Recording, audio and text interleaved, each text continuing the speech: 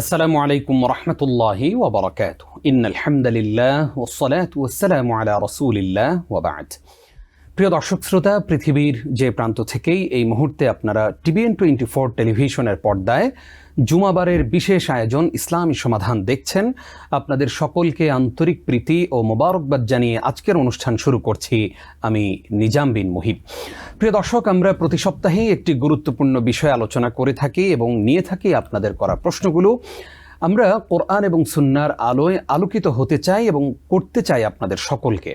প্রিয় দর্শক, আজকে আপনাদের করা প্রশ্নগুলোর জবাবের পাশাপাশি গুরুত্বপূর্ণ একটি বিষয় আলোচনা করবার জন্যে আমরা আমন্ত্রণ জানিয়েছি একজন বিদগ্ধ স্কলারকে। চলুন শুরুতেই আজকের সম্মানিত অতিথির সঙ্গে আপনাদেরকে পরিচয় করিয়ে দিচ্ছি।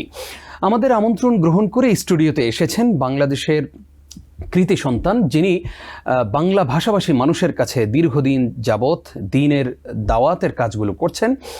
বিভিন্ন ভাষায় যিনি বাংলা ভাষাভাষী মানুষের কাছে ইসলামের কথাগুলো তুলে ধরছেন, আমাদের প্রিয় স্কলার শেখ সালাউদ্দিন মাক্কি। আসসালামু আলাইকুম ওয়া রাহমাতুল্লাহ। ওয়া আলাইকুম আসসালাম ওয়া রাহমাতুল্লাহ। আহলান ওয়া সাহলান উস্তাদ। ইয়া শেখানা, আপনাকে আমাদের এই আয়োজনে স্বাগত জানাচ্ছি। বারাকাল্লাহু ফিক। আমিন ওয়া ইয়াক।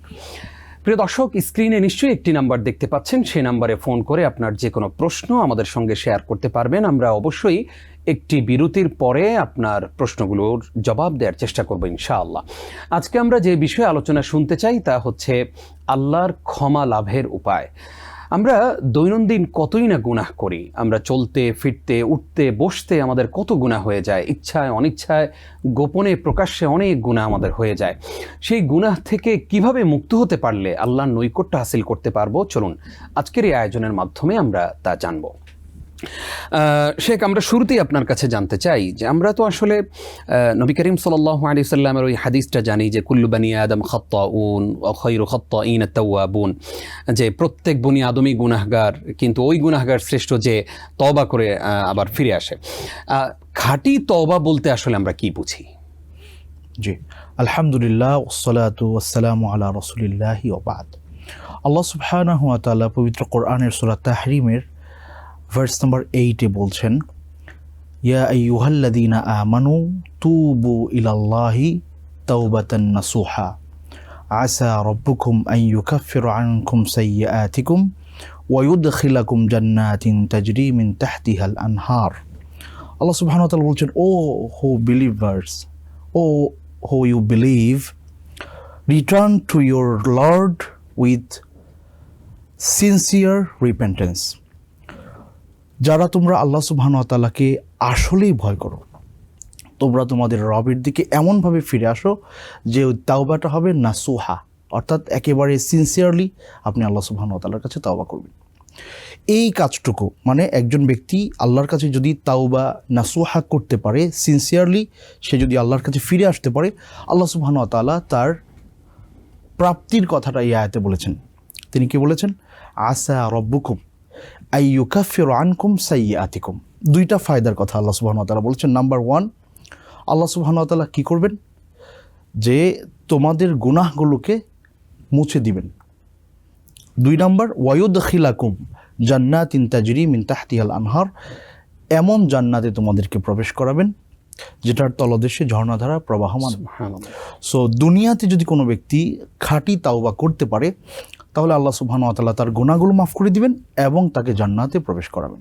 এখন কথা হচ্ছে, আমার তাওবাটা কিভাবে খাঁটি হবে সেটার জন্য উলামায়ে কেরাম 4 থেকে 5টা কন্ডিশনের কথা বলেন যে একজন ব্যক্তি যদি খাঁটি তাওবা করতে চায়, এই 5টা গুণ তার মধ্যে থাকতে হবে। নাম্বার 1, আল ইখলাসু লিল্লাহ।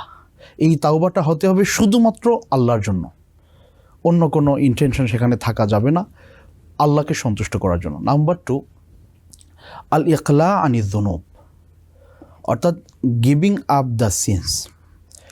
যা গুনাহ হয়েছে এখান থেকে নিজেকে সরিয়ে ফেলতে হবে। জি। 3 নাম্বার, আন নাদামা আলা মা ফাত। এই পর্যন্ত যত গুনাহ হয়েছে সেটার জন্য আপনার আল্লাহ সুবহানাহু ওয়া তাআলার কাছে লজ্জিত হতে হবে। জি জি, লজ্জিত হতে হবে, একেবারে অনুতপ্ত হতে হবে। অর্থাৎ রিগ্রেটিংটা থাকতে হবে যে আমি যা করে ফেলেছি, আল্লাহ এটা আমার জন্য শোভনীয় ছিল না, আমি করে ফেলেছি। সো যা পাস্ট হয়ে গেছে সেটার জন্য অনুতপ্ত হইতে হবে। এরপরের শর্ত হচ্ছে যে আল আজমু আন লা ইয়াউদা ইলাইহি, এবং এই ব্যাপারে আপনার কনফিডেন্ট থাকতে হবে যে আমি আর এই গুনাহতে আর কখনো ফিরে আসব না। আরেকটা ব্যাপার উলামায়ে কেরাম উল্লেখ করেন যে সেই গুনাহ যদি হাক্কুল ইবাদ বা rights of others, human being, তাদের কোনো রাইটস থাকে, তাহলে অবশ্যই তার কাছে তার অধিকারটা ফিরিয়ে দিতে হবে, অথবা তার কাছে ক্ষমা চাইতে হবে যে আপনি আমাকে ক্ষমা করেন। এই কন্ডিশনসগুলো যদি একজন ব্যক্তি যিনি আল্লাহর কাছে তাওবা করবেন তার মধ্যে পাওয়া যায়, তাহলে এটাকে বলা যায় তাওবাতুন নাসুহা, বা যেটা আপনার সিনসিয়ারলি তাওবা। এটা করলে পরে আল্লাহ সুবহানাহু ওয়া তাআলা আমাদের গুনাহগুলো ক্ষমা করে দিবেন এবং আমাদেরকে এমন জান্নাত দান করবেন যেটার তলদেশে ঝর্ণা দ্বারা প্রবাহিত। আল্লাহু আকবার। খুবই চমৎকার করে আপনি বললেন। আমরা জানতে চাই যে আমার তো জীবনে অনেক গুনাহ হয়ে গেছে, এবং এত গুনাহ আমরা প্রত্যেকেই করেছি যে একটা সময় এসে ফিল হয় যে আমি এই গুনাহটা আমার দ্বারা হলো, এই পাপটা আমার হলো, আমি তখন অনুতপ্ত হই। কিন্তু দেখা যায় যে অনেক দিনের যে একটা গুনাহের প্রবাহমান ধারা, সেই ধারা থেকে আমি তওবা করার পরেও আবার কেমন জানি ওই গুনাহটা আবার হয়ে যায় আমার দ্বারা। ওই রকম অবস্থা যদি কারো তৈরি হয়, সেক্ষেত্রে আসলে করণীয় কি? জি, সুন্দর। পবিত্র কোরআন আমাদেরকে বলছেন যে ওয়াসারিউ ইলা মাগফিরাতিন মির রাব্বিকুম ওয়া জান্নাতিন আরদুহাস সামাওয়াত ওয়াল আরদ উইদ্দাতিল মুত্তাকিন, যে তোমরা প্রতিযোগিতা করো, দৌড়ে যাও সেই জান্নাতের দিকে যেটার বিস্তৃতি আকাশ এবং জমিন। এই আয়াতের শেষের দিকে এসে আল্লাহ সুবহানাহু ওয়া তাআলা বলছেন যে ওয়ালাম ইউসিরু আলা মা ফাআলু ওয়া হুম ইয়ালামুন। আর ওই সকল ব্যক্তিরা, তারা মুহসিন, আল্লাহ সুবহানাহু ওয়া তাআলার প্রিয় ভাজন, তারা যখন ওয়াল্লাযীনা ইযা ফাআলু ফাহিশাতান আও যালামু আনফুসাহুম, যখন তারা আল্লাহর সাথে গুনাহে লিপ্ত হয়, গুনাহ করার পরে তারা আল্লাহকে স্মরণ করে এবং ক্ষমা চায়। ওয়ালাম ইউসিরু আলা মা ফাআলু ওয়া হুম ইয়ালামুন, এবং জেনে বুঝে ওই সেম গুনাহটা এটা বারবার করতে থাকে না। আচ্ছা, এটা মুমিনের পরিচয় না। তারপরেও যদি কোনো ব্যক্তি করে ফেলে, তখন হাদিসে এটার ব্যাখ্যা আছে। আল্লাহ রাসূল সাল্লাল্লাহু আলাইহি ওয়াসাল্লাম বলছেন যে আল্লাহ বলেন হাদিসে কুদসিতে, আযনাবা আবদি যামবান, আমার একজন বান্দা গুনাহ করে, ওয়া ইয়ালামু আন্না লাহু রাব্বান ইয়াখুযু বিয-যামব, এবং হি নোজ দ্যাট, যে তার একজন রব আছেন, তিনি এটার জন্য তাকে ধরবেন, he will be responsible for that. এটা জানে সে যে আল্লাহ তাকে জবাবদিহিতার আওতায় আনবে। এরপরে সে আল্লাহর কাছে মাফ চায়, আল্লাহ আমি করে ফেলেছি। এভাবে বারবার হতে থাকে আর সে বারবার ফিরে আসে।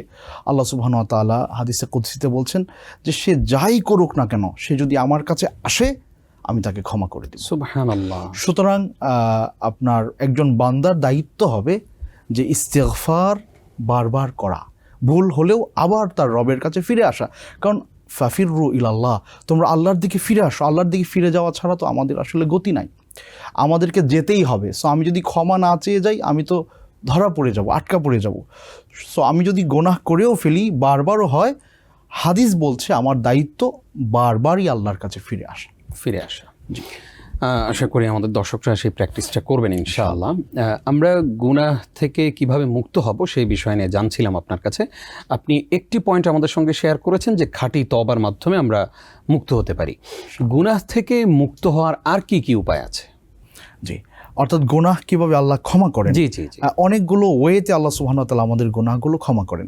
নাম্বার 1, রাসূল করিম সাল্লাল্লাহু আলাইহি ওয়াসাল্লাম একটি হাদিসে বলেছেন, যেটি মুআয ইবনে জাবাল রাদিয়াল্লাহু তাআলা আনহু, আবু যার থেকেও বর্ণিত হয়েছে, যে ওয়া আতবি'is সাইয়্যাতাল হাসানাতা তামহুহা, যখনই কোনো ভুল হয়ে যাবে, গুনাহ হয়ে যাবে, এটার এগেইনস্টে তুমি একটা ভালো কিছু করো।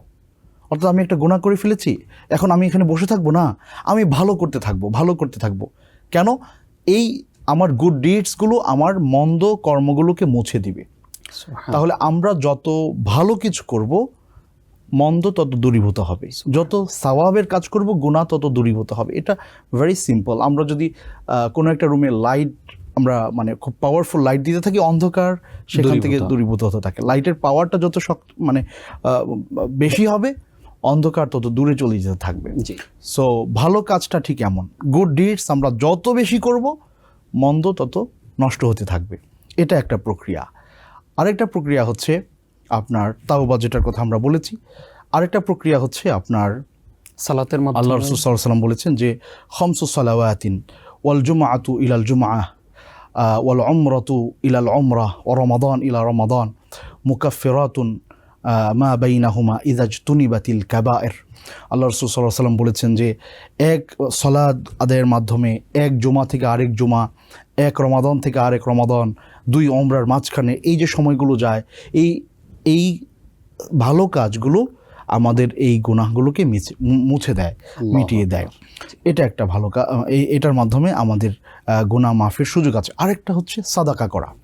জি, আল্লাহ রাসূল সাল্লাল্লাহু আলাইহি ওয়াসাল্লাম বলেছেন ওয়াস-সাদাকাতু তুতফিউ আল খাতিআ কামা ইউতফি আল মা আন-নার। যে পানি যেমন আগুনকে নিভিয়ে দেয়, সো সাদাকা মানুষের গুনাহগুলোকে এমনভাবে মুছে দেয় বা নিভিয়ে দেয়। এবং আরেক বর্ণনা আছে যে আল্লাহ সুবহানাহু ওয়া তাআলার মানে রাগ, ক্রোধ, সেটাকেও আপনার সাদাকা কমিয়ে দেয়। সো বালা দূর করে দেয়। বালা মুসিব আল্লাহর পক্ষ থেকে আসে না সাদাকার কারণে। এর পাশাপাশি আপনার বেশি বেশি আল্লাহ সুবহানাহু ওয়া তাআলার কাছে তাওবার ব্যাপারটা তো আমরা শুরুতেই বলেছি। দোয়ার মাধ্যমে আবার কি আমরা জি ডেফিনেটলি দোয়া যখন মানুষ করছে, ডেফিনেটলি দোয়া আল্লাহ সুবহানাহু ওয়া তাআলা কবুল করেন। এবং আমরা নবী রাসূলদের দিকে তাকালে দেখতে পাই আদম আলাইহিস সালাতু ওয়াস সালাম থেকে শুরু করে একেবারে আপনার মুহাম্মদ রাসূলুল্লাহ সাল্লাল্লাহু আলাইহি ওয়াসাল্লাম পর্যন্ত সকল নবী রাসূলই নানান ইস্যুতে আল্লাহ সুবহানাহু ওয়া তাআলার কাছে দোয়া করেছেন। সো আল্লাহ সুবহানাহু ওয়া তাআলা তাদের দোয়া কবুল করেছেন, তাদেরকে সুসংবাদ দিয়েছেন। আদম আলাইহিস সালাতু ওয়াস সালাম তো আল্লাহর কাছে দোয়ার মাধ্যমেই নাজাত পেয়েছেন। ইউনূস আলাইহিস সালাতু ওয়াস সালাম মাছের পেটে গিয়ে আল্লাহর কাছে দোয়ার মাধ্যমেই নাজাত পেয়েছেন। জি, আল্লাহু আকবার।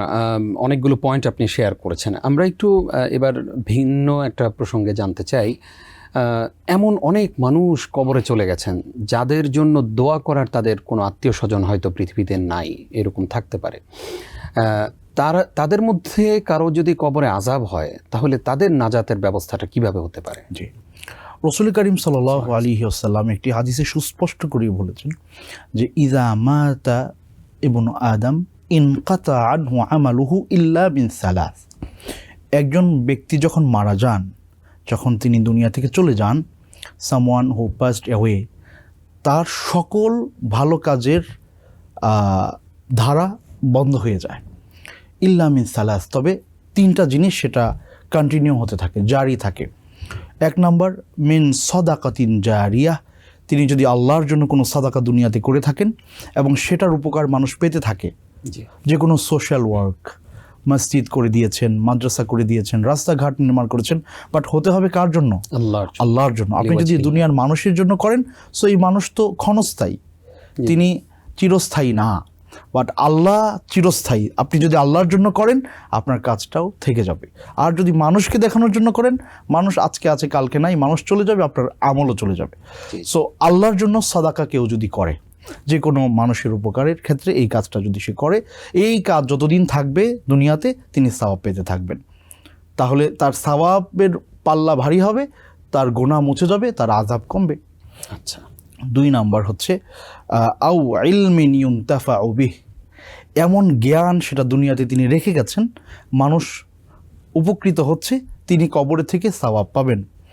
যেমন ইমাম বুখারী হাদিস আমরা পড়ছি, ইমাম মুসলিমের রেখে যাওয়া হাদিসগুলো আমরা পড়ছি, তাদের বর্ণিত হাদিসগুলো গ্রন্থ থেকে পড়ছি, দর্শকদের জানাচ্ছি, ওনারা নাই, তাহলে ওনাদের জ্ঞানটা এখনো পর্যন্ত স্টিল নাও আমরা এটা চর্চা করছি। সো এটার সওয়াব ওনারা পাচ্ছেন।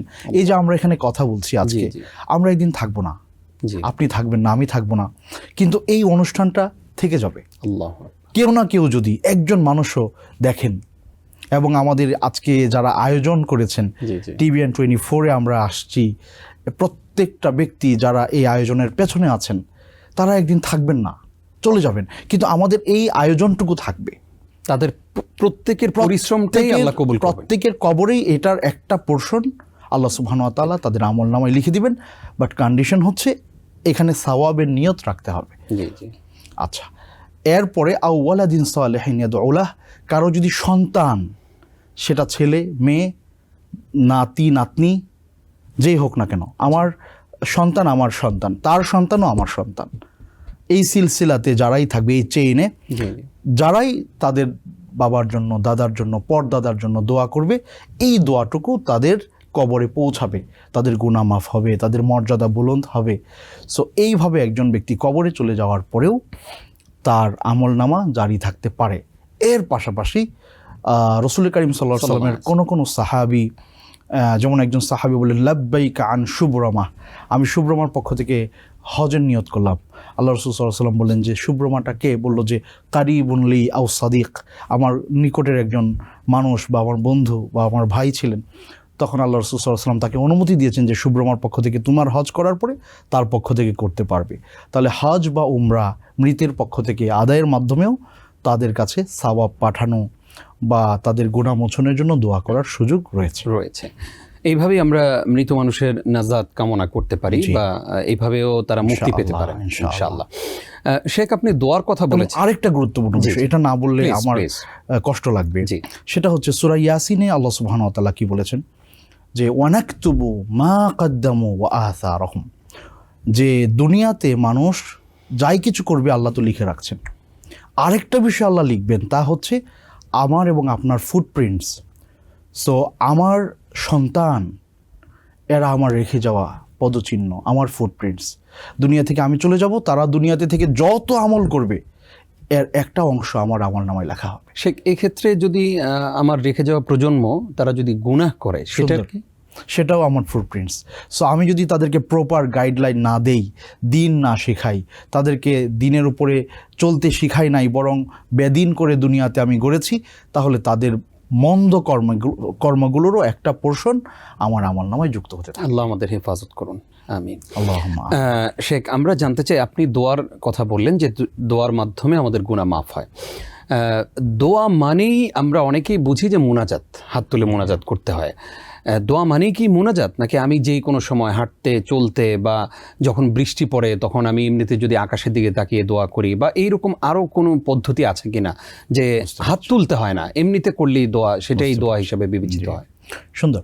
রাসূল করিম সাল্লাল্লাহু আলাইহি ওয়াসাল্লামের দোয়া করার অনেকগুলো পদ্ধতি ছিল বা প্রক্রিয়া ছিল। তার মধ্যে অন্যতম একটা হচ্ছে হাত উঠিয়ে দোয়া করা। কারণ হাদিসে এসেছে, ইন্নাল্লাহা তাবারাকা ওয়া তাআলা ইস্তাহি আই ইয়ারুদ্দাহুমা সিফরা, আল্লাহ সুবহানাহু ওয়া তাআলা লজ্জাবোধ করেন, শেম ফিল করেন যে আমার বান্দা হাত উঠিয়ে আমার কাছে চেয়েছে আর আমি তাকে এভাবে ফিরিয়ে দিব। তো এটা একটা আদাব, যে চাওয়ার আদাব হচ্ছে হাত উঠিয়ে চাওয়া।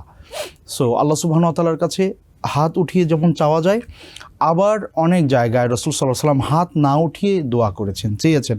যেমন সলাতের সালাম ফিরানোর পরে রাসূল করিম সাল্লাল্লাহু আলাইহি ওয়াসাল্লাম অনেকগুলো দোয়া পাঠ করতেন। আল্লাহু আকবার, আস্তাগফিরুল্লাহ, আস্তাগফিরুল্লাহ, আস্তাগফিরুল্লাহ, আল্লাহুম্মা আনতাস সালাম ওয়া মিনকাস সালাম, এগুলো দোয়া। তারপর আল্লাহুম্মা আইন্নি আলা যিকরিকা ওয়া শুকরিকা ওয়া হুসনি ইবাদাতিক, এইভাবে প্রায় আপনি 5-7 মিনিট লম্বা করে দোয়া করতে পারেন। তখন কিন্তু মুহাম্মদ রাসূলুল্লাহ সাল্লাল্লাহু আলাইহি ওয়াসাল্লাম কি করেন নাই? হাত উঠান নাই। তাহলে বোঝা গেল যে হাত ওঠানো ছাড়াও দোয়া করার সুযোগ আছে। আর সবচেয়ে বড় ব্যাপার হচ্ছে দোয়া মানে আল্লাহ সুবহানাহু ওয়া তাআলার কাছে নিবেদন করা, চাওয়া। সো আল্লাহ সুবহানাহু ওয়া তাআলা আলিমুম বিযাতি সুদূর, আমার অন্তঃকরণে কি লুকায়িত আছে তাও তিনি জানেন। সুতরাং আমি যে আল্লাহকে অনুভব করছি, ভেতর থেকে আমার মধ্যে একটা হাহাকার কাজ করছে, গুনাহ করে ফেললে আমার ভেতরে একটা কেমন জ্বালা যন্ত্রণা তৈরি হচ্ছে, এখান থেকে যে আমি আল্লাহকে একটু ডাক দিচ্ছি, আল্লাহ, এটাও কিন্তু দোয়া। সো এটাও আল্লাহ সুবহানাহু ওয়া তাআলা আমার এবং আপনার আমলনামায় লিখবেন এবং সেটাও আল্লাহ সুবহানাহু ওয়া তাআলা কবুল করবেন ইনশাআল্লাহ।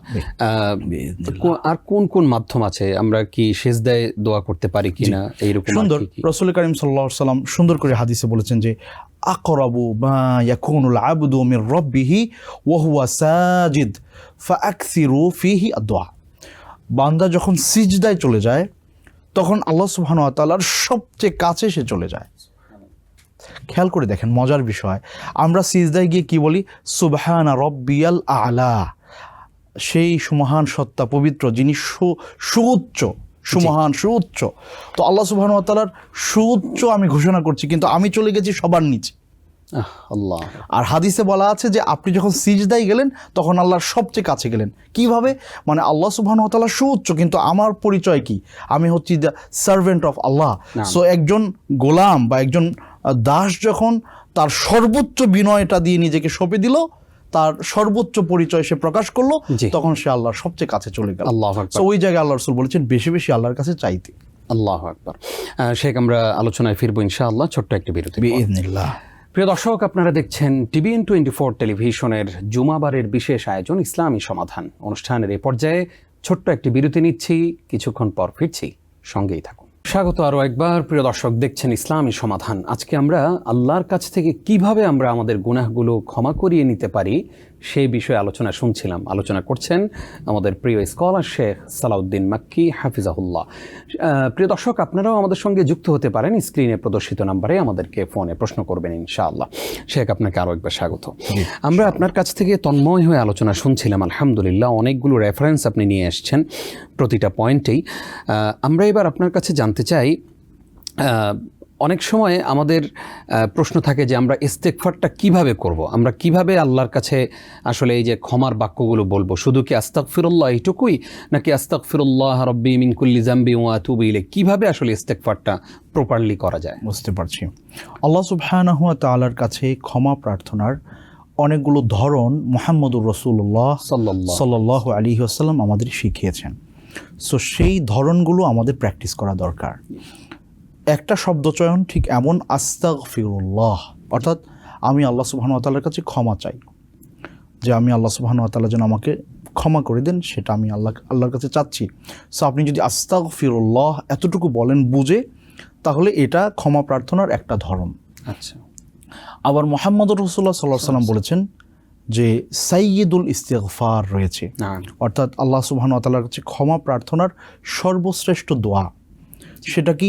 লম্বা দোয়া, আল্লাহুম্মা আনতা রাব্বি লা ইলাহা ইল্লা আনত খলাকতানি ওয়া আনা আবদুক ওয়া আনা আলা আহদিক ওয়া ওয়া'দিক মাস্তাতা'ত আউযু বিকা মিন শাররি মা সানা'ত আবু লাকা বিনি'মাতিকা আলাই ওয়া আবু বিযামবি ফাগফিরলি ফাইন্নাহু লা ইয়াগফিরুয যুনুবা ইল্লা আনত।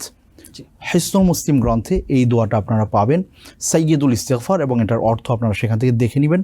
দর্শকদের কাছে আমাদের নিবেদন, তবে এটি পড়ার ব্যাপারে রাসূল কারীম সাল্লাল্লাহু আলাইহি ওয়াসাল্লাম যা বলেছেন তা আমি বলতে চাই। জি। আল্লাহ রাসূল সাল্লাল্লাহু আলাইহি ওয়াসাল্লাম বলেছেন, মান ক্বালাহা হিনা ইউসবিহ ওয়া হুয়া মুকিনুন বিহা ফায়ামুতু ফি যালিকাল ইয়াওম দাখালাল জান্নাহ।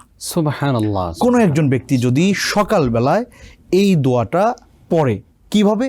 ওয়াহুয়া মুকিনুন বিহা, উইথ ফার্ম থিঙ্কিং, একেবারে ভেতর থেকে এটা আসতে হবে এবং যথাযথ বিশ্বাস রাখতে হবে যে হ্যাঁ, সত্যিকার অর্থেই এই কথাগুলো আমি মানলাম এবং নিজের জন্য আমি আমলে নিয়ে আসলাম। এটাকে একদম ফার্মলি নিতে হবে এই দোয়াটাকে। এটা যদি আপনি সকালবেলা পড়েন আর ওই দিনে আপনি মারা যান, হাদিস বলছে আপনি জান্নাতবাসী। সুবহানাল্লাহ। ওমান ক্বালাহা হিনা ইউমসি ওয়া হুয়া মুকিনুন বিহা ফামাতা ফি লাইলাতিহি দাখালাল জান্নাহ। আর কেউ যদি সন্ধ্যায় পড়ে বা রাতে পড়ে আর ওই রাতে সে মারা যায়, ওই ব্যক্তি জান্নাতবাসী হবে। সুবহানাল্লাহ। সো এটা একটা খুবই গুরুত্বপূর্ণ ইস্তেগফারের ধরন বা প্যাটার্ন। আমরা চাইলে এটা নিয়মিত প্র্যাকটিস করতে পারি। আমার একটা আফসোস আছে, জি। আমাদের সমাজে অনেক আমল মানুষ জানে, কিন্তু এই আমলগুলো অত বেশি শক্তভাবে প্রমাণিত না, বিশুদ্ধ হাদিস দিয়ে প্রমাণিত না। যেমন সূরা হাশরের শেষ 3 আয়াত ফজরের নামাজের পরে আমাদের দেশে মানুষেরা পাঠ করে, এই মর্মে হাদিস আছে, কিন্তু হাদিসটা বিশুদ্ধ না। অনেক মানুষেরাই আমরা আছি প্রতিদিন এটা পড়ছি, হ্যাঁ পড়েন, আমরা নিষেধ করব না, কিন্তু এই আমলটা যে আজকে বললাম যে সাইয়্যিদুল ইস্তিগফার যদি আপনি সকালে পড়েন আর ওই দিনে আপনি মারা যান, বুঝে শুনে যদি পড়েন, আপনি জান্নাতবাসী, এটা আপনার জীবনে একবারও করেন নাই। এখানে আমি আমাদের মাস পিপল যারা আছেন তাদের দায় দিব না, আমাদেরও দায়, আমাদের ব্যর্থতাও আছে। আমরা তাদেরকে ওইভাবে এই বিশুদ্ধ ফাদায়েলগুলো বলছি না। সো এটা একটা ভালো ইস্তিগফারের ধরন যে আমরা আল্লাহ সুবহানাহু ওয়া তাআলার কাছে সাইয়্যিদুল ইস্তিগফারের মাধ্যমে আমাদের গুনাহগুলো মাফ করাতে পারি। আমাদের সঙ্গে এই মুহূর্তে একজন দর্শক আছেন, আমরা নিয়ে নিচ্ছি ইনশাআল্লাহ। আসসালামু আলাইকুম ওয়া রাহমাতুল্লাহ। আসসালামু আলাইকুম। ওয়ালাইকুম আসসালাম। আমি ওনার কাছে একটা প্রশ্ন চাই যে সুজুদে বলেছেন আল্লাহর কাছে সবচেয়ে কাছাকাছি, আমরা কি ফরজ নামাজের সময় সুজুদে দোয়া করতে পারবো কিনা, বা কোন সময় সবচেয়ে বেস্ট টাইম দোয়া অ্যাকসেপ্ট হওয়ার জন্য আল্লাহর কাছে একটু আচ্ছা। বিস্তারিত বললে খুশি হব। দোয়া করবেন। আসসালামু ফি আলাইকুম। আমানিল্লাহ, জাযাকিল্লাহ। আপনি থাকুন আমাদের সঙ্গে। শেখ, আপনি সিজদায় দোয়া করতে বলেছেন। আমাদের বোন বলছে যে সিজদায় কি আমরা ফরজ সালাতেও দোয়া করতে পারবো বুঝতে কিনা, পারছি। এবং বেস্ট টাইম উনি জানতে চেয়েছেন যে আসলে কোন টাইমটাতে আল্লাহ তাআলা আমাদের দোয়াগুলো আসলে অ্যাকসেপ্ট করবেন। মুহাম্মদুর রাসূলুল্লাহ সাল্লাল্লাহু আলাইহি ওয়াসাল্লাম যেহেতু বলেছেন যে আকরাবু মা ইয়াকুনুল আবদু মিন রাব্বিহি ওয়া হুয়া সাজিদ ফাআকসিরু ফিহা আদ-দুআ, যে তোমরা সিজদায় আল্লাহ সুবহানাহু ওয়া তাআলার কাছে সবচেয়ে বেশি দোয়া করো, কারণ আল্লাহ সুবহানাহু ওয়া তাআলার সবচেয়ে নিকটে তোমরা যাও। এখন কথা হচ্ছে যে ফরজ সলাতে আমি কিভাবে দোয়া করব? উত্তম পদ্ধতি হচ্ছে মুহাম্মদুর রাসূলুল্লাহ সাল্লাল্লাহু আলাইহি ওয়াসাল্লাম কিন্তু সিজদায় অনেক রকমের দোয়া পাঠ করতেন, কিন্তু আমরা শুধু সুবহান রাব্বিয়াল আলা এটাই জানি। এর বাইরেও আল্লাহ রাসূল সাল্লাল্লাহু আলাইহি ওয়াসাল্লাম দোয়া করতেন, আল্লাহুম্মা গফিরলি যামবি কুল্লাহু দিক্কাহু জুল্লাহু আউওয়ালাহু ওয়া আখিরাহু সিররাহু আলানিয়াতাহু, এটা একটা দোয়া। সুবহান কুদ্দুসুন রব্বুল মালাইকাতি ওয়ার রূহ, এটা একটা দোয়া। এরকম অসংখ্য দোয়া আল্লাহ রাসূল সাল্লাল্লাহু আলাইহি ওয়াসাল্লাম সিজদায় পড়তেন। সো ফরজ সালাতে সবচেয়ে বেস্ট হচ্ছে যেই দোয়াগুলো মুহাম্মদুর রাসূলুল্লাহ সাল্লাল্লাহু আলাইহি ওয়াসাল্লাম ফরজ সালাতে পড়তেন, সেগুলো আপনি শিখে বুঝে আল্লাহর সাথে বলবেন। সেগুলো আমরা হিসনুল মুসলিমের তো পাবো, হিসনুল মুসলিম গ্রন্থে পাবেন ইনশাআল্লাহ। এটা হলো সবচেয়ে বেস্ট। ওলামায়ে কেরাম বলেন ফরজ সালাতের বাইরে আপনি যখন সুন্নাহ বা নফল সালাত আদায় করবেন, আপনার ভাষায় আপনার ল্যাঙ্গুয়েজে সিজদায় গিয়ে আপনি আল্লাহ সুবহানাহু ওয়া তাআলার কাছেও চাইতে পারবেন। এর আগে কি সুবহান রাব্বিয়াল আলা 3 বার পড়ে নেব? পড়ে নেবেন সিজদা, আপনি যা আরবিতে জানেন পড়ে নেবেন, এরপরে আপনার মনের কথাগুলো আল্লাহ সুবহানাহু ওয়া তাআলার সাথে শেয়ার করবেন। সেটা কোন সালাতে? সুন্নাহ এবং নফল। সুন্নাহ এবং নফল সালাতে। আচ্ছা, উনি আরেকটা প্রশ্ন করেছেন যে কোন সময়ে চাইলে আল্লাহ সুবহানাহু ওয়া তাআলা কবুল করেন। একটা হাদিসে রাসূল আকরাম সাল্লাল্লাহু আলাইহি ওয়াসাল্লামকে জিজ্ঞেস করা হয়েছিল যে আইয়ুদ দুআই আসমা, ইয়া রাসূলুল্লাহ কোন সময়ের দোয়া আল্লাহ বেশি শুনেন? যেমনটা আমাদের বোন আমাদের কাছে জানতে চাইলেন। আল্লাহ রাসূল সাল্লাল্লাহু আলাইহি ওয়াসাল্লাম বলেন জাওফাল লাইলিল আখির ওয়া দুবুরা কুল্লি সালাতিন মাকতুবা। দিনে এবং রাতের দুইটা স্পেশাল টাইম আছে যখন আল্লাহ সুবহানাহু ওয়া তাআলা মানুষের দোয়া বেশি কবুল করেন, বেশি শোনেন। একটা হচ্ছে শেষ রাতে, হিনা ইয়াবকা সুলুসুল লাইল, যখন রাতের 1/3 বাকি থাকে, অর্থাৎ আপনি রাতটাকে 3টা ভাগে ভাগ করবেন, করে 2 ভাগের পরে 1/3 বাকি থাকার যে সময়টা আপনি ওইটা হিসেব করে ওই সময়ের পর থেকে ওই লাস্ট 1/3 যেটা, ওই টাইমটাতে যখন আল্লাহ সুবহানাহু ওয়া তাআলার কাছে আপনি কিছু চাইবেন, যখন মানুষ ঘুমিয়ে থাকে, ওই টাইমটাতে আল্লাহ সুবহানাহু ওয়া তাআলা মানুষের দোয়া বেশি শুনেন, বেশি কবুল করেন। আরেকটা হচ্ছে প্রত্যেক ফরজ সালাতের পরের সময়টা। আমার একটা আফসোস আছে, আমরা দেখি আমাদের মুসলিম ভাই বোনদেরকে বিশেষ করে জোহরের সালাতে, মাগরিব এবং ইশার সালাতে সালাত শেষ করে সবাই সুন্নতের জন্য দাঁড়িয়ে যান, 30 সেকেন্ডস সময় ওনারা নিচ্ছেন না, অথচ এটা বেস্ট টাইম আপনি আল্লাহ সুবহানাহু ওয়া তাআলার কাছে বসে বসে চাইবেন, দোয়া করবেন, আল্লাহর কাছে কান্নাকাটি করবেন, সুন্নাহ যেই মাসনুন দোয়াগুলো আছে এগুলো বলবেন। এই টাইমটা দোয়া কবুলের টাইম। সো এটা একটা গুরুত্বপূর্ণ বিষয়, সবার মনে রাখা উচিত। ফরজ সালাতের পরের টাইমটা দোয়া আল্লাহ কবুল করেন। সো আপনি হাত উঠিয়ে করেন আর হাত ছেড়ে করেন, ব্যক্তিগতভাবে কোনো অসুবিধা নাই। আপনি এই টাইমটা দোয়ার জন্য নির্বাচিত করেন। এর পাশাপাশি আপনি যদি মক্কা আল মুকাররমায় যান, সেখানে বাইতুল্লাহর কাছে মুলতাজাম রয়েছে, সেখানে দোয়া কবুল হয়, আরাফাতে দোয়া কবুল হয়, সাফা মারওয়াতে দোয়া কবুল হয়। এর পাশাপাশি মানুষ যখন জুমার দিনের ইন্না ফিহি সাআহ, জুমার দিনে এমন একটা ক্ষণ আছে যে ক্ষণটাতে আল্লাহ দোয়া কবুল করেনি, অনেকে বলেছেন আসর থেকে মাগরিবের টাইমে, এই সময়টুকু জুমার দিনে। এর পাশাপাশি মানুষ যখন সফরে থাকে, আল্লাহ রাসূল সাল্লাল্লাহু আলাইহি ওয়াসাল্লাম বলেছেন সালাসু দাওয়াতিন মুস্তাজাবা লা শাক্কা ফিহিন, 3 ব্যক্তির দোয়া কবুল হবেই, দেয়ার ইজ নো ডাউট। এর মধ্যে একজন হচ্ছে দাওয়াতুল মুসাফির, আপনি যখন কোনো মানে ট্রাভেলিংয়ে যান, ট্রিপে থাকেন, তখন দোয়া করলে আল্লাহ কবুল করেন। কারণ কি? কারণ যখন মানুষ তার নিজের শহর ছেড়ে অন্য কোথাও দূরে সফরে চলে যায়, তখন তাকে কেউ চিনে না, তখন সে যা ইচ্ছা তাই করতে পারে। কিন্তু তখন যখন সে এই মন্দ কাজগুলোকে দূরে ঠেলে আল্লাহর কাছে, আল্লাহ আমি আপনার কাছে চাচ্ছি, এটা আল্লাহর কাছে খুব পছন্দের, ওই সময় আল্লাহ দোয়া কবুল করেন। বৃষ্টির সময়, বৃষ্টি যখন পড়ে তখন দোয়া কবুল হয়। আবার সন্তানের জন্য বাবা মায়ের দোয়া কবুল হয়, হোক ভালো দোয়া হোক বদ দোয়া, যেটাই হোক। হ্যাঁ, এই জন্য অনেক সময় মায়েরা বাচ্চাদেরকে রাগ করে অনেক মন্দ কথা বলেন, উচিত না, সবর করেন। যদি তাকে বকা দিতে হয়, গালি দিতে হয়, ভালোটা দেন, যে আল্লাহ তোরে রহম করুন, আল্লাহ তোরে বুঝ দিক, এভাবে। কিন্তু কখনোই বদদোয়া করা যাবে না, কারণ যে কোনো টাইমে এই বদদোয়াটা বাবা মায়েরটা লেগে যেতে পারে, এবং কল্যাণমূলক যে সকল দোয়া সন্তানের জন্য বাবা মা করে এটা লাগবেই, বাবা হোক বা মা দুজনই। আরেকটা হচ্ছে দাওয়াতুল মাজলুম, যিনি নিষ্পেষিত নির্যাতিত হয়েছেন কারো পক্ষ থেকে, তিনি যদি আল্লাহর কাছে দোয়া করেন, আল্লাহ তার ব্যাপারে সেই দোয়াটা কবুল করেন। এবং বলেছেন যে আল্লাহ রাসূল সাল্লাল্লাহু আলাইহি ওয়াসাল্লাম বলেছেন, ওয়াত্তাকি দাওয়াতাল মাজলুম ফা ইন্না লাইসা বাইনাহু ওয়া বাইনাল্লাহি হিজাব, কারো ব্যাপারে জুলুম করা থেকে বিরত থাকো, কারণ তার দোয়া আল্লাহর কাছে কবুল হবেই, তার আর আল্লাহর মধ্যে পর্দাই নাই, পর্দা থাকে না কোনো। জি জি। অনেকগুলো পয়েন্ট আমরা শেয়ার করেছি আমাদের দর্শকদের সঙ্গে। শেখ, আমরা জানতে চাই যে এমন গুনাহ আমি আগে করেছি এমন মানুষের সাথে, সেই মানুষ হয়তো পৃথিবীতে নেই, অথবা তাকে আমি এখন আর খুঁজে পাচ্ছি না, তার কাছে যে আমি ক্ষমা চাইবো, মাফ চাইবো, সেই সুযোগটা আমার নাই, অথবা আমি আমেরিকায় আছি, আমি অন্যায় করেছি অস্ট্রেলিয়া, সেই মানুষটার কাছে যে গিয়ে ক্ষমা চাইবো এখন আমার সেই সুযোগ সামর্থ্য কোনোটাই নেই, বা ওভার দ্য ফোনেও তাকে আমি খুঁজে পাচ্ছি না। এই মুহূর্তে আসলে আমি কিভাবে আমার ওই অন্যায়ের জন্য আমি ক্ষমা পাবো আল্লাহর কাছে? প্রথম কথা হচ্ছে যে যদি হাক্কুল ইবাদ হয়, দ্য রাইটস অফ আদার্স, সেক্ষেত্রে ওই ব্যক্তি যতক্ষণ পর্যন্ত ক্ষমা না করবেন, আমার ক্ষমাটা নিশ্চিত হচ্ছে না। আচ্ছা, আই এম নট কনফার্ম যে আমি ক্ষমা পেয়ে গেছি। আচ্ছা, এখন কথা হচ্ছে আল্লাহ সুবহানাহু ওয়া তাআলা কোরআনে বলেছেন, ফাত্তাকুল্লাহা মাসতাতা'তুম, তোমরা আল্লাহ সুবহানাহু ওয়া তাআলাকে ভয় করো সাধ্যানুযায়ী, সাধ্যের বাইরে লা ইউকাল্লিফুল্লাহু নাফসান ইল্লা উসআহা, আল্লাহ সুবহানাহু ওয়া তাআলা সাধ্যের বাইরে মানুষের উপরে কোনো কিছু চাপিয়ে দেন না। So up to the mark আপনি যদি চেষ্টা করেন তাকে রিচ করতে, তারপরেও যদি আপনি না পান, আল্লাহ সুবহানাহু ওয়া তাআলাকে বলেন যে আল্লাহ আমি সর্বোচ্চ দিয়ে চেষ্টা করেছি, বাট আমি পাচ্ছি না তাকে। আল্লাহ সুবহানাহু ওয়া তাআলা আপনার এই উযর দেখবেন। এর পাশাপাশি আপনি যেটা করতে পারেন, যদি সুযোগ থাকে, তার পক্ষে আপনি দান সাদাকা করতে পারেন, তার জন্য বিজাহরিল গায়ব দোয়া করতে পারেন। কারণ হাদিসে আসছে যে একজন ব্যক্তি যখন তার অনুপস্থিত কোনো ভাইয়ের জন্য দোয়া করে, ইনদা রাসিহি মালাকুন মুআক্কালুন ইয়াকুলু আমিন ওয়ালাকা বিমিসলিন, জি, দাওয়াতুল মারই লিআখিহি বিজাহরিল গায়ব মুস্তাজাবা। আপনি যখন আপনার ওই ভাই যাকে আপনি পাচ্ছেন, আপনার চোখের সামনে নাই, তার জন্য যখন আল্লাহর কাছে দোয়া করতে থাকবেন, আল্লাহর পক্ষ থেকে একজন অ্যাঞ্জেল, একজন মালাক, একজন ফেরেশতা আল্লাহ সুবহানাহু ওয়া তাআলা নিযুক্ত করেন। ওই ফেরেশতা বলতে থাকে যে আল্লাহ, ইনি যে দোয়াটা করছেন এটা আপনি কবুল করেন ওই ব্যক্তির জন্য, আর সেম জিনিসটা তার জন্য আপনি কবুল করেন। সো আপনি ক্ষমা চাচ্ছেন আপনার ভাইয়ের জন্য, আর ফেরেশতা ক্ষমা চাবে আপনার জন্য। সো এটা একটা ভালো পদ্ধতি যে যাকে আপনি রিচ করতে পারছেন না, তার জন্য আপনি বিজাহরিল গায়ব বা তার অনুপস্থিতিতে আপনি তার জন্য দোয়া করবেন আল্লাহর কাছে। তো এইভাবে আশা করা যায় যে আল্লাহ আমাদেরকে ক্ষমা করবেন ইনশাআল্লাহ।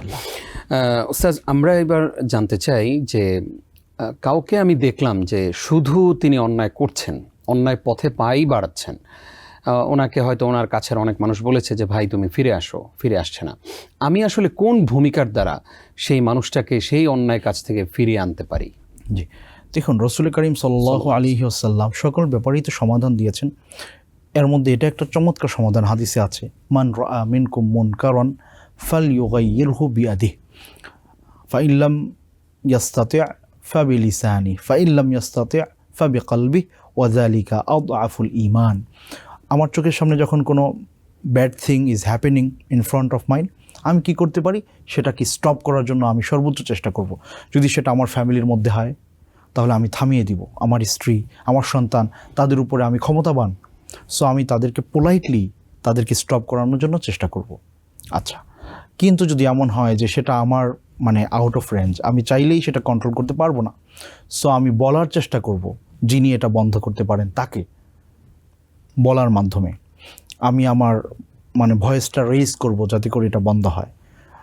আমার সেটা করারও সামর্থ্য নাই, তাহলে আমি অন্তর থেকে ঘৃণা করব এই কাজটা যেন বন্ধ হয়, এবং পরিকল্পনা করব কিভাবে এটা বন্ধ করা যায়। তবে এই ক্ষেত্রে কথা হচ্ছে যে এমন যদি হয় আমার পরিচিত কেউ মন্দ কাজ করছে, আমি তাকে চিনি, তাহলে সেক্ষেত্রে দায়িত্ব এবং কর্তব্য হচ্ছে যে নাসিহা করা, তাকে ভালো অ্যাডভাইস দেয়া, তার জন্য দোয়া করা এবং তাকে ভালোবাসা। আমরা যেটা চাই আর কি, যে আমরা একটা জায়গায় খুব দুর্বল, সেটা হচ্ছে কেউ যদি আমার প্রতি ইহসান করে, অর্থাৎ আমি তার কাছে সেটা প্রত্যাশা করি না কিন্তু সে আমার জন্য করছে, অটোমেটিক্যালি আমি তার প্রতি দুর্বল হয়ে যাই। তো এই ধরনের কোনো মানুষকে যদি আপনি দেখেন যে সে মন্দ কাজে লিপ্ত আছে, আপনি তাকে ভালোবাসতে থাকেন, তাকে আপনি গিফট করেন, তাকে কাছে টানেন, রেস্টুরেন্টে নিয়ে খাওয়ান, অর্থাৎ আপনাকে সে যেন ভালোবাসে। একটা সময় দেখা যাবে সে আপনার প্রতি দুর্বল হবে। সো ওই টাইমটা আপনি দাওয়াতের জন্য বেছে নেবেন যে ভাই তোমাকে আমি এত ভালোবাসি, তুমি যদি এটা না করতা আমার কাছে ভালো লাগতো। এটা একটা ভালো প্রক্রিয়া একজন মানুষকে পরিবর্তন করার জন্য। দেখবেন আপনি একটা মোটর বাইক চালাচ্ছেন, খুব স্পিডে চলছে, কিন্তু যখন আপনি একটা মোড়ে যান, ঘোরাবেন এখন, তখন কিন্তু আগের স্পিড রাখা যায় না, তখন আপনাকে একেবারে কাম ডাউন হয়ে যেতে হয়, তখন খুব স্মুথলি আপনি ঘোরাতে পারেন। সো মানুষের ভেতরটা ঠিক এমন, এটা একেবারে এরকম ধরেন খুব স্পিডে চলছে, আপনি যদি স্পিডে থামাইতে যান এটা অ্যাক্সিডেন্ট হয়ে যাবে। সো এই জায়গায় খুব পোলাইটলি ডিসেন্ট ওয়েতে তাকে কন্ট্রোল করার চেষ্টা করতে হবে। খুবই সুন্দর একটি উদাহরণ আপনি দিয়েছেন। আল্লাহ তাআলা আমাদেরকে বারাকাল্লাহ বোঝার ফিক। তৌফিক দান করুক। আমি ইয়াকুমুল্লাহ। আমরা এবার আমাদের দর্শকদের সঙ্গে শেয়ার করতে চাই, আমরা পরিবারটাকে গুনাহ মুক্ত রাখতে চাই। এখন অনেক সময় হয়ে ওঠে না, হয়তো দেখা যায় যে কোনো না কোনোভাবে গুনাহ হয়েই যায়, তারপরেও আসলে আমরা কিভাবে আমাদের পরিবারটাকে গুনাহ মুক্ত রাখতে পারি? কয়েকটা নাসিহা, কয়েকটা পরামর্শ যদি শেয়ার করতেন। প্রথম হচ্ছে পরিবারের জন্য দোয়া করা। আমরা অনেক সময় পরিবারের জন্য দোয়া করি না।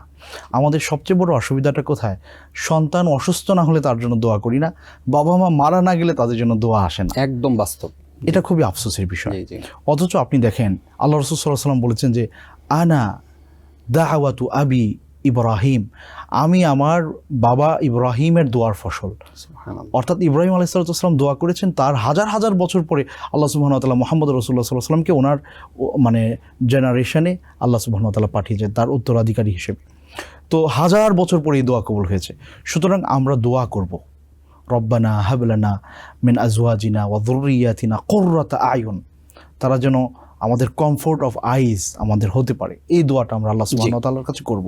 2 নাম্বার, তাদের জন্য সেই পরিবেশ তৈরি করা, ঘরের মধ্যে ওই ঘরের মধ্যে পরিবেশটা। সেই পরিবেশ তৈরি করা। শেখ, আমরা আরো একটু শুনবো ইনশাআল্লাহ। একটা ইনশাআল্লাহ। ফোন নিয়ে আসি। ওকে। আসসালামু আলাইকুম।